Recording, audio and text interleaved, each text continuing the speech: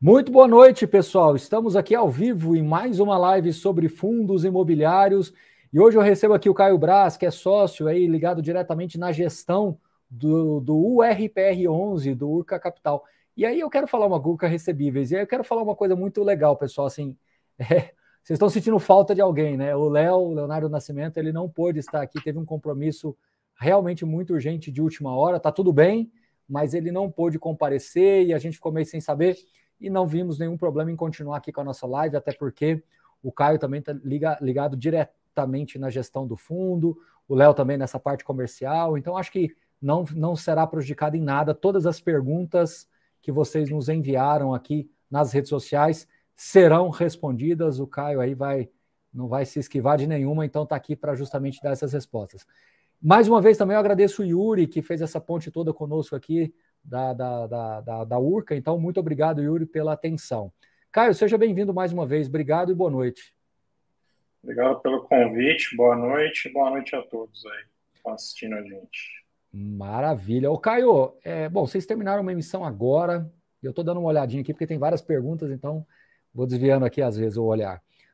Terminaram a emissão agora, captaram 182 milhões, o fundo já supera 1 bi, liquidez de 4 milhões por dia, 83 mil cotistas, ou seja, num momento de janela muito difícil, principalmente com alguns fundos high yield, vocês conseguiram quase ali o alvo, né? 200 milhões, chegou em 182, 183.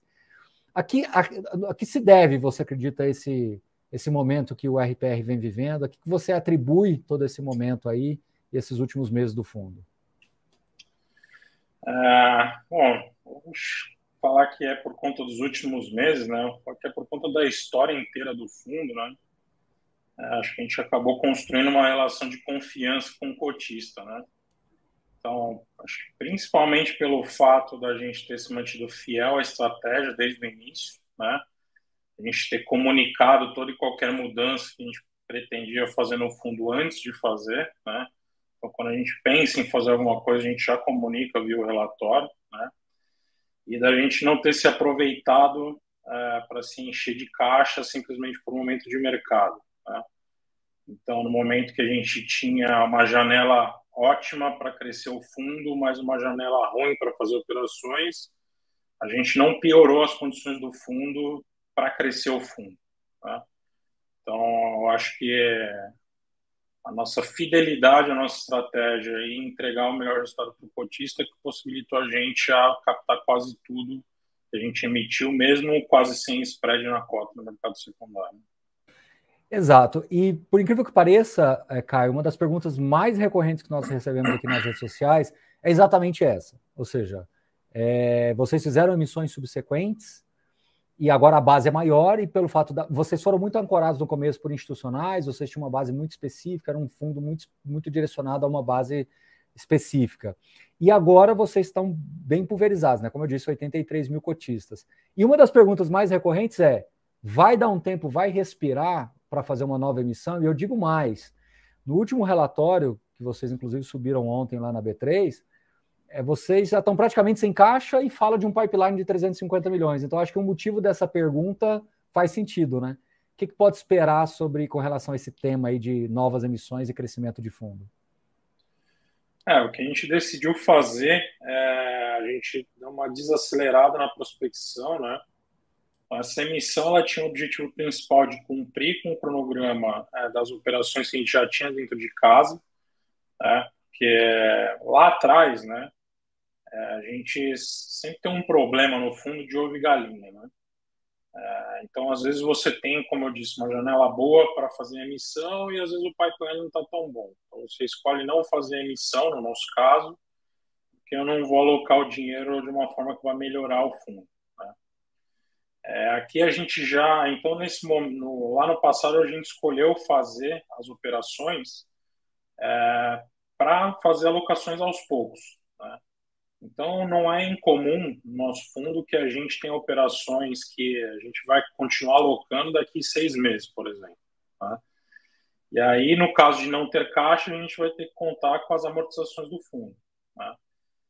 Como chegou num período de deflação, onde a gente tinha muita reserva e a gente acabou consumindo essas reservas para distribuir, A gente ainda não chegou no momento em que o fundo tem uma amortização muito relevante para a gente reinvestir, né?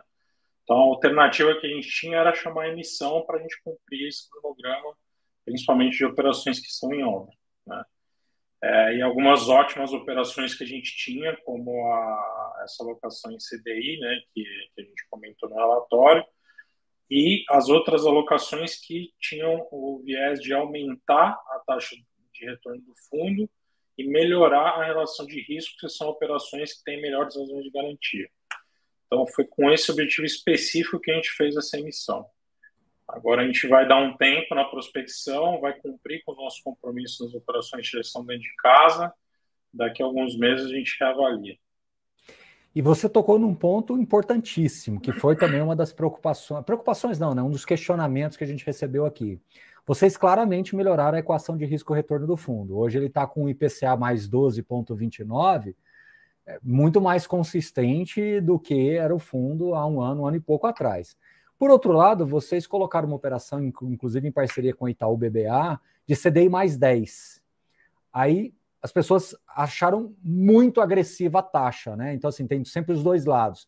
Que rendimento fantástico, vai dar um rendimento de 23% ao ano, mas, por outro lado, qual o risco dessa contraparte?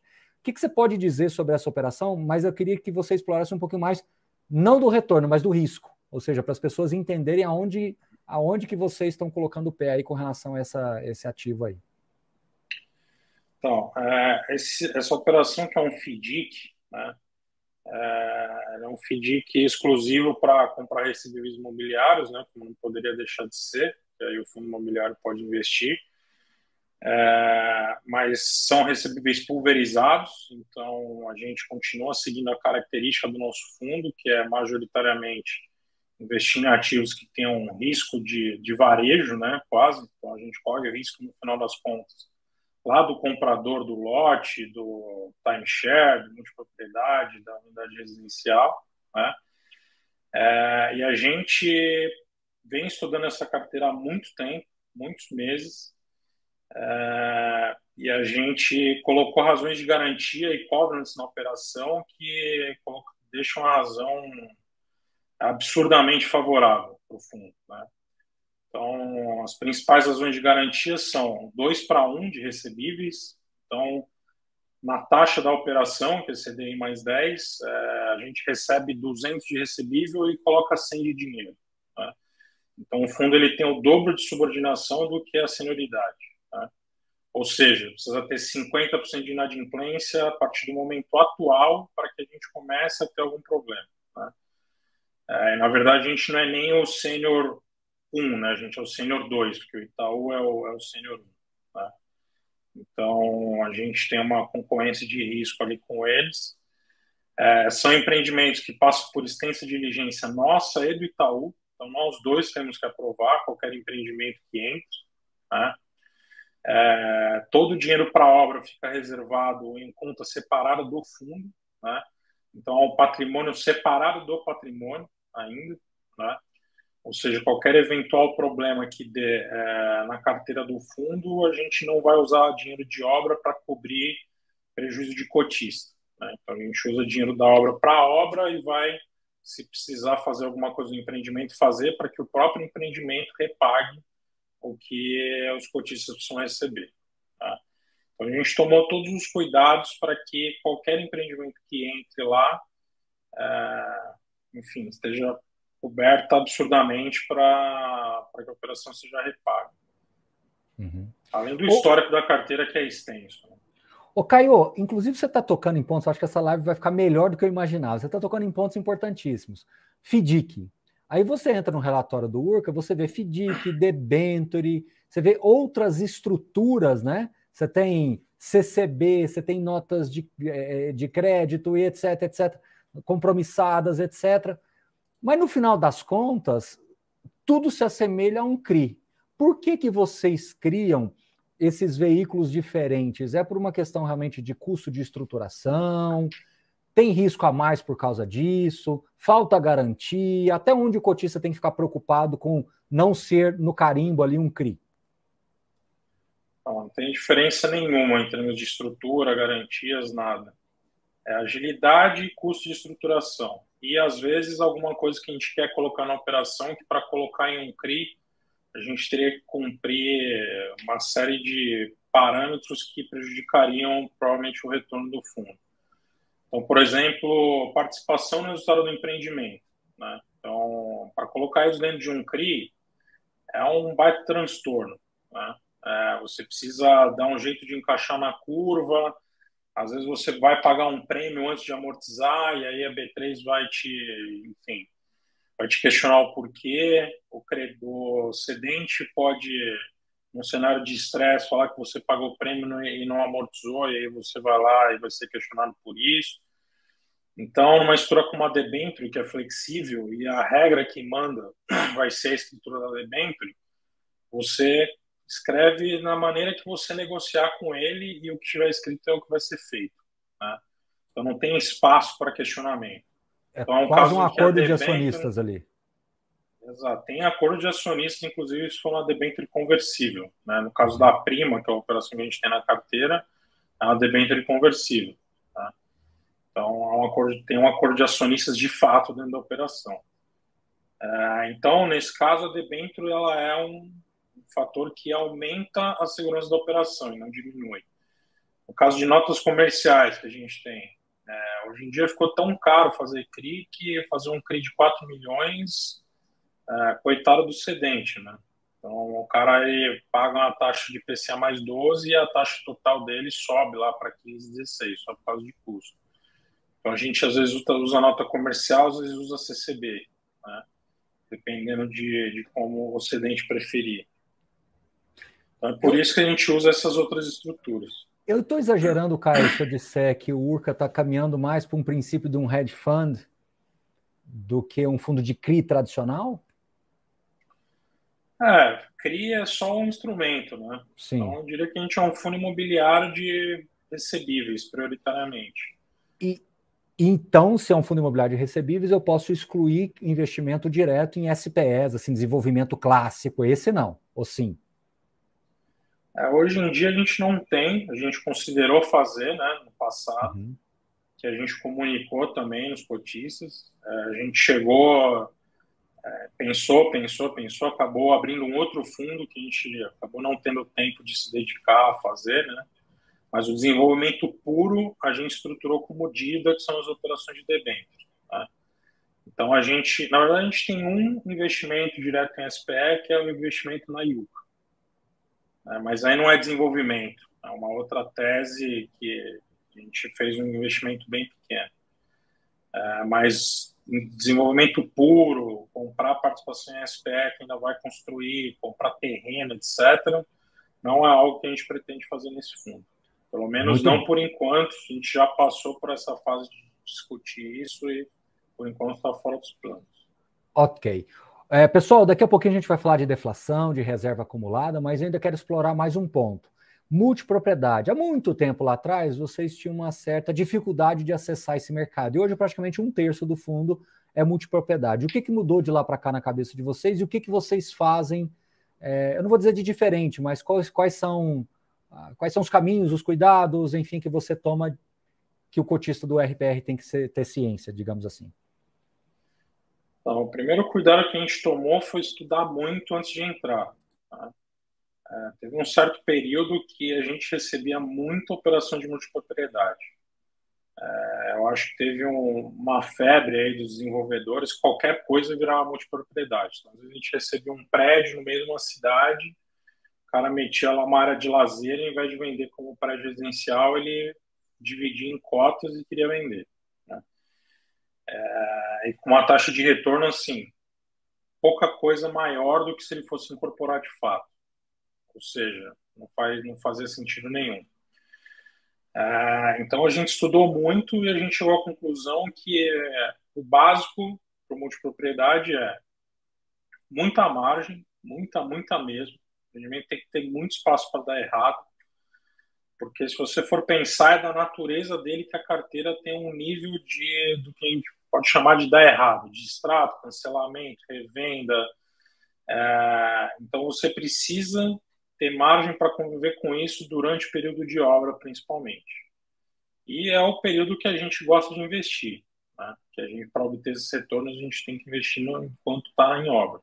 Depois que já entregou, aí já virou outro risco. Né? Então é ter muita margem para aguentar desaforo mesmo, empreendimento. Então é empreendimento que você vai gastar 1 para construir e o VGV vai dar 5. É mais ou menos isso. Né? Segundo, empreendimento gerador de caixa. Né? Então, entrar no risco do cara ainda lançar, a gente não faz. E não pretende fazer. Né? Então, todas as operações que a gente tem, elas já eram geradoras de caixa em um nível que a gente ficou confortável de, se der distrato, o volume de venda de repente começar a cair, ainda assim a operação vai se pagar. Né? E o terceiro é a gente ficar confortável que o empreendimento tem vocação para aquilo. Né? Então, como eu disse, não pegar simplesmente o empreendimento que o cara resolveu particionar só porque ele viu que o VGV vai aumentar. Né? Então, um lugar que seja turístico, que tenha alguma atração, que tenha vocação para ser multipropriedade mesmo. Tá? Então, acho que essas são as principais características. E a ideia é manter assim, o que o cotista deve esperar? Mais ou menos essa faixa aí de 20, 25, 30, 35%, ou pode chegar uma hora que isso, a multipropriedade passe a ser... Porque teve um momento, um recorte temporal que a multipropriedade ficou muito exposto dentro do fundo. Aí depois veio a emissão e foi diluindo com outros tipos de projetos. Né? Mas tem algum número assim na cabeça para se ficar? Não estamos cravando na pedra aqui, mas só para ter referência. Posso dizer que a gente não espera que nunca que seja a maioria. Né? Loteamento, acho que é a nossa prioridade. Depois das alocações aqui dessa emissão, o loteamento vai ficar ainda maior no fundo. Teve esse período que a gente fez a operação do Hot Beach, uma operação muito óbvia, né? E era uma operação grande, então acabou aumentando a concentração do fundo. A não ser que apareça uma outra operação tão óbvia quanto essa, que a gente vai alocar aí, sei lá, 8, 10% do PL do fundo, a gente vai manter nesse patamar de 25% a 30%. Maravilha, respondido. Bom, agora não podemos deixar de falar. Eu quero desenvolver um raciocínio muito rápido, Caio. Eu quero tomar um minutinho da tua live, né? O momento é seu, mas é algo importante. Eu acho assim, a gente vai começar cada vez mais a nos comunicarmos melhor ainda, mais com as pessoas que acompanham aqui com relação a esse momento de fundos de CRI. Porque muitos investidores, eles não tiveram a experiência de fundos de CRI pagando 70 centavos, 80 centavos, que seja R$1, e esse rendimento sendo ótimo, né?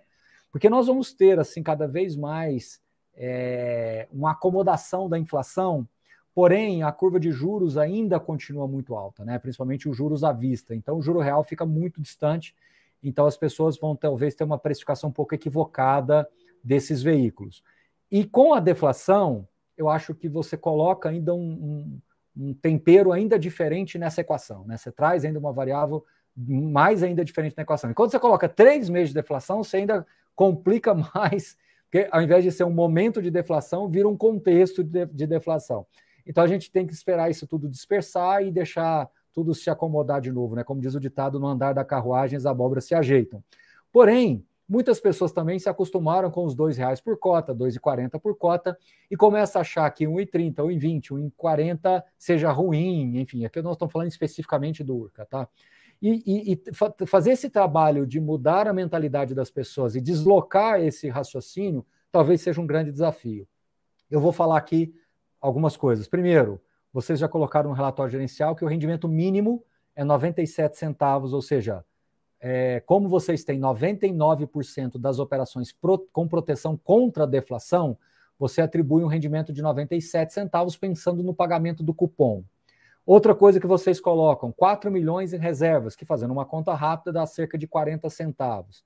E vocês têm hoje um IPCA mais 12 e aquela parte de CDI mais 10. Então, batendo tudo isso no liquidificador, não é guidance que eu vou te pedir, eu não te pediria isso até porque você não colocou no seu relatório. Mas você concorda comigo, Caio, que temos que deslocar a cabeça das pessoas, não só de Urca, mas de toda a indústria de fundos de recebíveis, uns 2 ou 3 degraus para baixo, para que as pessoas entendam que o correto é muito mais o que a gente vai ver pelos próximos 12 meses. Quando eu digo correto, dentro de um cenário base, né, de temperatura e pressão, muito do que a gente vai ver pelos próximos 12 meses, do que a gente viu nos últimos 12 meses. E aqui, desculpa, eu te disse, eu tomei 2 minutos da sua live aqui, mas eu queria fazer esse raciocínio e eu queria que você falasse um pouco mais sobre isso, completando, discordando, enfim, fica à vontade. A gente passou a colocar no relatório, justamente por causa dessa ansiedade que a gente viu dos cotistas, o retorno real, né? Sobre IPCA, não sobre CDI, né? Que é o nosso benchmark, né? Se o cotista achar que o custo de oportunidade dele é CDI, ele pode fazer a conta dele e fazer o retorno real CDI, fazendo o gross up de imposto e tudo mais. O nosso retorno real sobre CDI desde o início do fundo é absurdamente positivo. Nem sei quanto é, mas assim, o CDI ficou 2%, sei lá quanto tempo. Então, um retorno real absurdo, né? O importante é que o investidor saiba fazer a análise do retorno real e não torça a favor da inflação. A gente sempre falou isso. A gente via muita euforia com os retornos de R$ 3. A gente sempre deixou muito claro em lives, em comunicação, que é muito pior você receber R$ 3 no fundo imobiliário e você pagar o dobro na gasolina. Tá? Não compensa uma coisa ou outra. Então, não faz nenhum sentido você torcer pela inflação para o fundo render mais. Tá? É muito melhor o nosso fundo dando R$ 1 por cota com deflação do que ele dando 2 com inflação de 1%. Mas é difícil o investidor, vamos dizer, mais comum entender isso. Nem sei se eles costumam fazer esse tipo de análise. Eu acho que a média olha só o retorno nominal mesmo, né? Então, nesse curto período de tempo, a gente conseguiu ainda entregar um retorno nominal satisfatório. Eu acho que esse mês a gente ainda vai conseguir, apesar de dividir um pouco do rendimento com as novas cotas, né, que vão ser convertidas. Mas a partir do mês que vem já não seria o caso. Então, a gente já se aproximaria aí desse 1,090 alguma coisa, né? E estaria tudo certo, porque IPCA+, a gente ainda está entregando um resultado absurdamente positivo, né?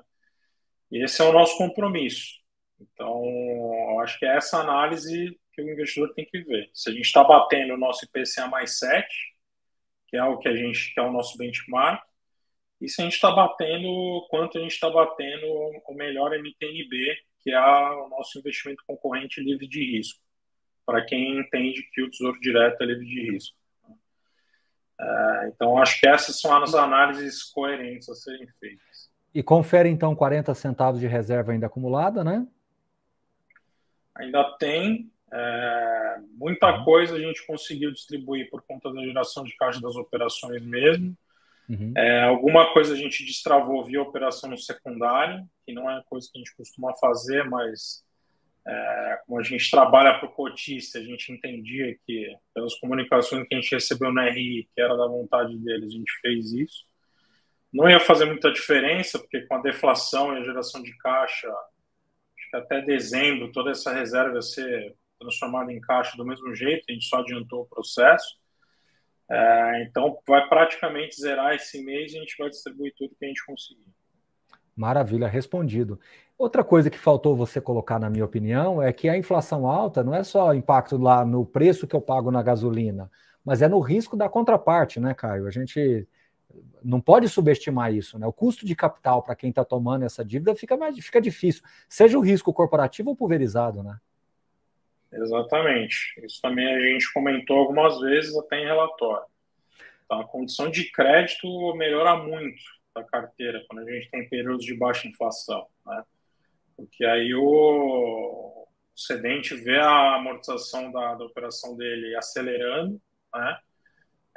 Os pagadores lá na ponta vão ver as parcelas dele aumentando numa proporção menor, e o poder de compra da pessoa lá na ponta também é melhor, né? E o que melhora a condição dela para pagar as parcelas que ela tem na casa, na cota de multipropriedade, etc.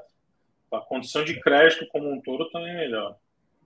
Inclusive, me corrija se eu estiver errado, quando se pegava um relatório do URCA, agora eu estou falando meio chutômetro, tá? Há um ano e pouco atrás, a gente lia e percebia que vocês tinham, assim, algumas preocupações, que a impressão que eu tenho lendo o relatório hoje é que essas preocupações elas foram mais dissipadas. Então, operações como Nabilec, por exemplo, que tinha que ter um acompanhamento, que tinha que ter reperfilamento, que tinha que ter, né, a palavra era mais reperfilar a dívida, reajustar, recalibrar, e a impressão que eu tenho é que agora o momento das operações como um todo na média, o clima está melhor e a deflação no final das contas ajuda também. Correto o meu raciocínio, Caio?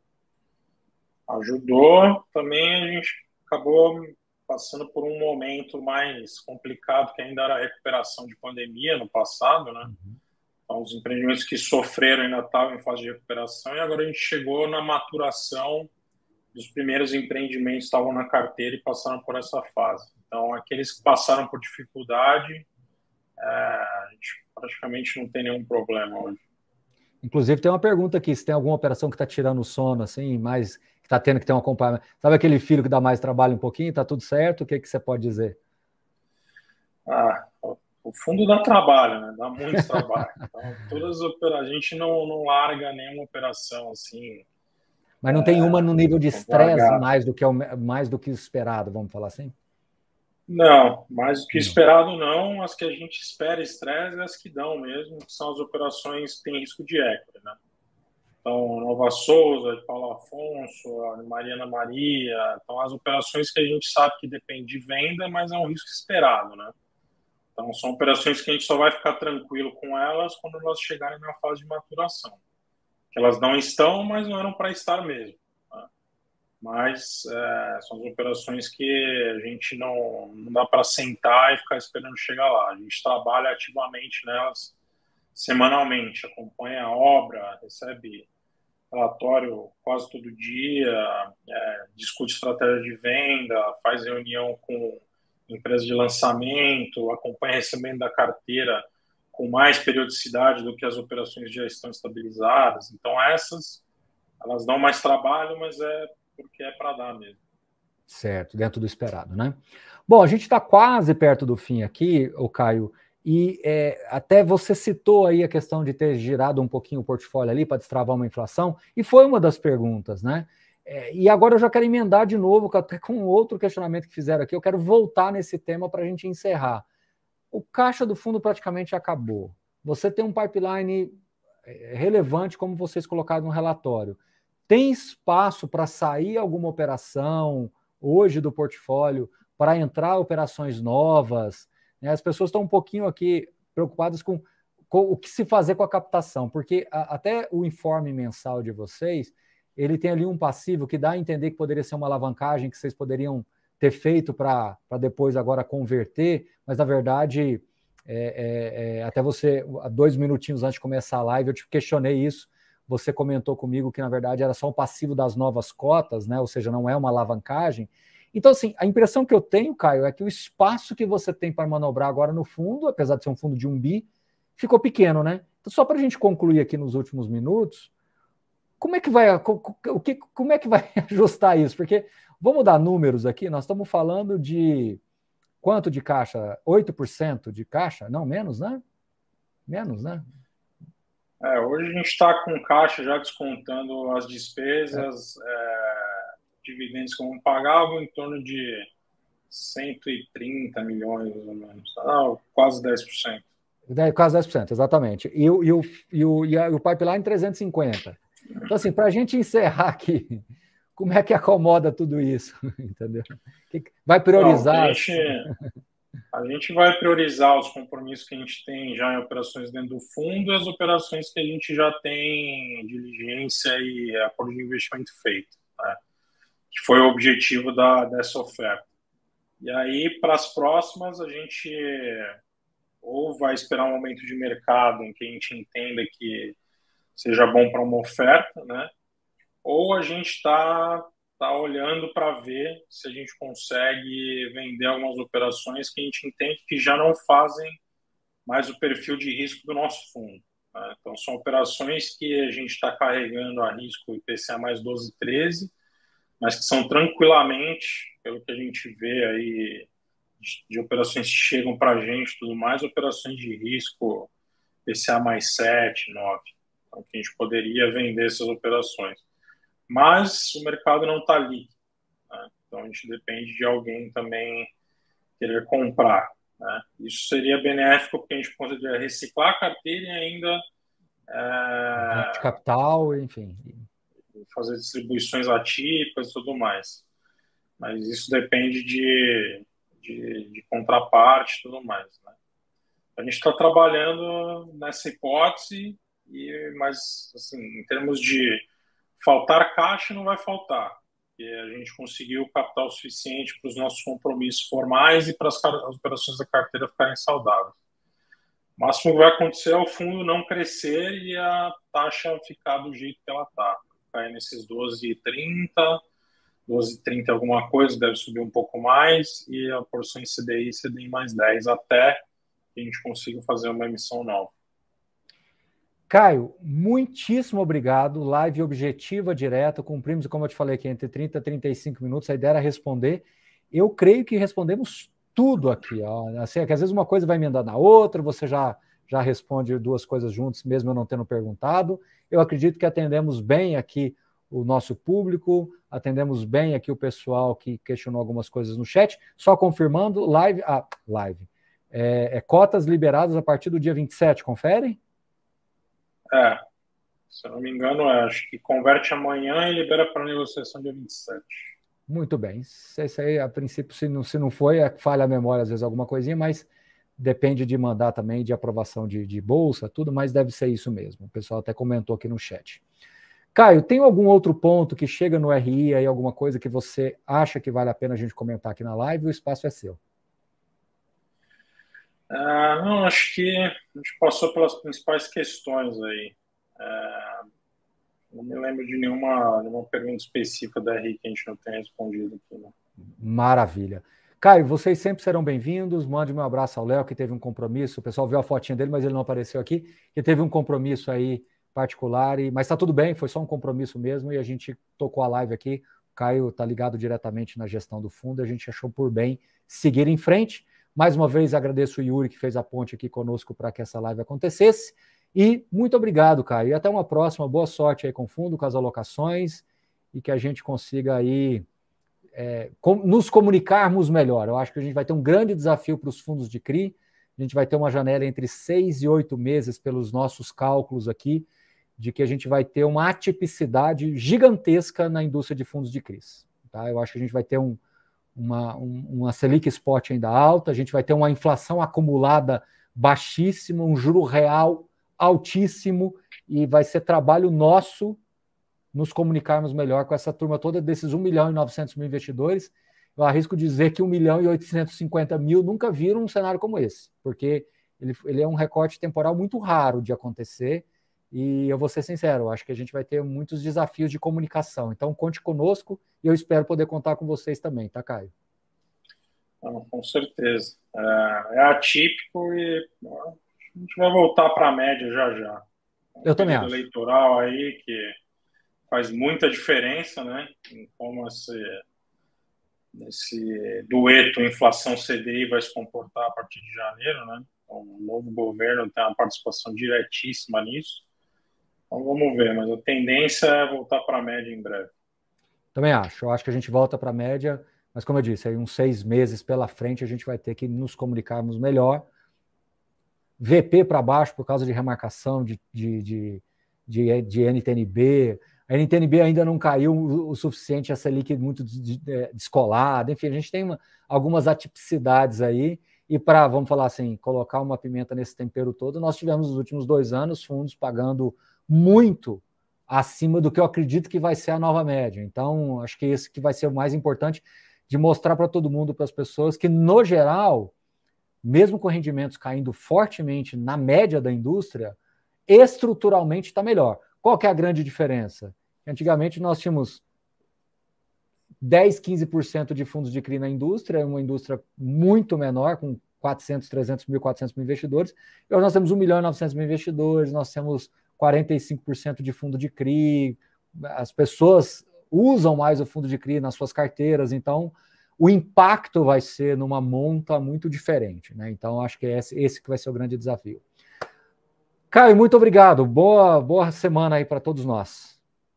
Obrigado, Baroni. Quando quiser, pode chamar que a gente está à disposição. Tenho certeza. E você também conte conosco aqui. Um grande abraço. Até a próxima. Valeu. Valeu. Abraço. Tchau, tchau. Tchau, tchau. Outro.